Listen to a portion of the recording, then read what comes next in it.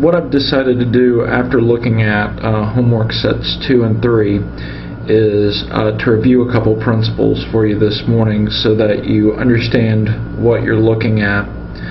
I'll be doing it via a whiteboard. I only have a small one, so you'll just have to bear with me as I put this small discussion together. What I've written right here is the formula for a coordination compound.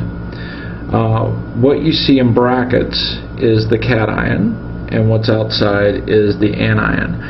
In this case, the cation is a complex ion, which is just a coordination compound that has a charge on it.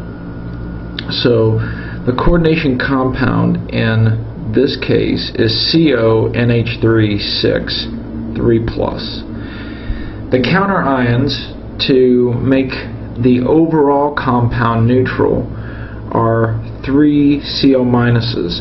They do not participate in the coordinate covalent bonds to the cobalt. They should be excluded. So when you see a formula like this, you ignore that when you're drawing the geometry of the coordinate covalent compound. Say that I ask you to draw, showing the dimensionality, that's the shape, a compound like, or a complex ion like CONH3 plus 3. This has 6 monodentate ligands bonding to a CO3 plus, and the reason why it's CO3 plus is because the amine ligand NH3 is a neutral ligand. Since it has 6 monodentate ligands bonding to CO3 plus, you should have octahedral coordination, or an octahedral geometry. So let's show you the easiest way to draw an octahedron. What I'm going to do is I'm going to start off by drawing 4 bonds in the plane of the whiteboard to cobalt.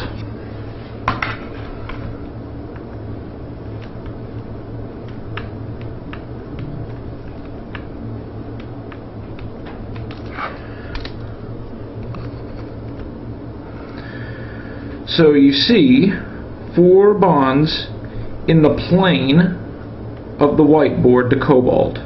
So all 4 of those, so these ligands will each be 90 degrees to one another and all lie in the plane of the whiteboard.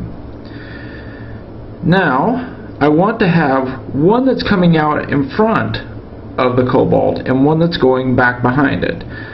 So we're going to use wedges and dashes to do that.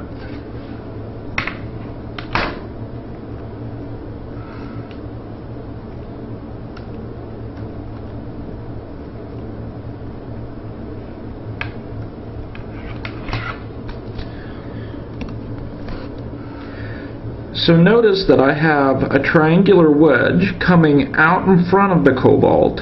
So there will be a ligand that's coming out at you away from the cobalt, and a dash line going behind the cobalt, saying that this ligand will be behind the coordination or behind the metal cation.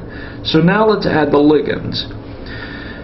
With NH3, the ligands always add through the nitrogen. So we must write that the nitrogen is bonded to the cobalt.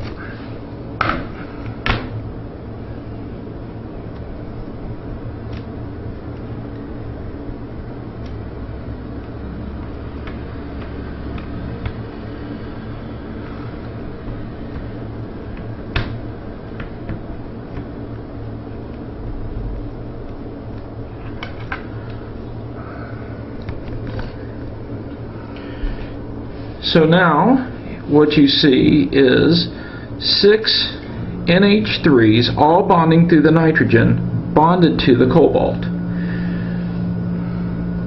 Now this is a complex ion, so it has a charge on it, and much like its formula, when written in brackets and having a number and a plus or minus in the upper right hand corner, we need to do that for the geometry that we drew as well.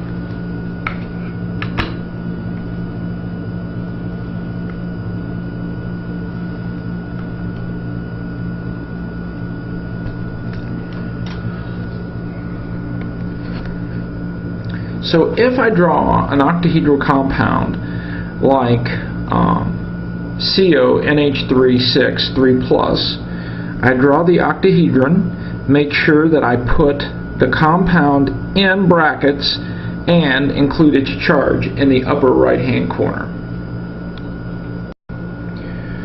Now that you've seen how to draw a octahedral compound, or an octahedral geometry for a compound, let's look at a square planar compound.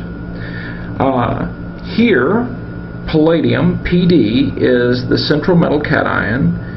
Each of the Cl, so this isn't just Cl2, this is 2 Cl minuses coordinated to the palladium, and then 2 amine ligands also coordinated to the palladium. Let's keep this simple. What we'll do is we'll start out by drawing Pd and show all 4 bonds coming from Pd in the plane of the whiteboard.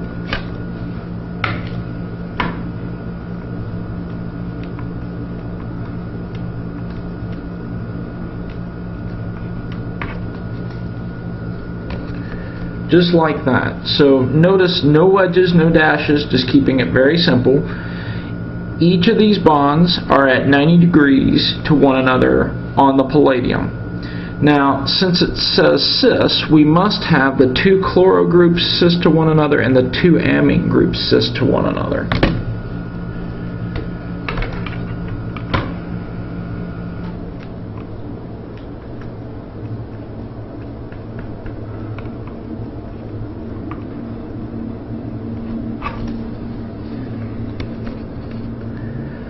So notice that the 2 chloro groups are next to one another, they're cis, and the 2 amine groups are next to one another, they're cis as well.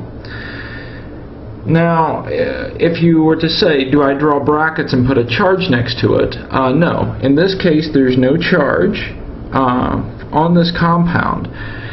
But remember, both of the chloro groups are -1.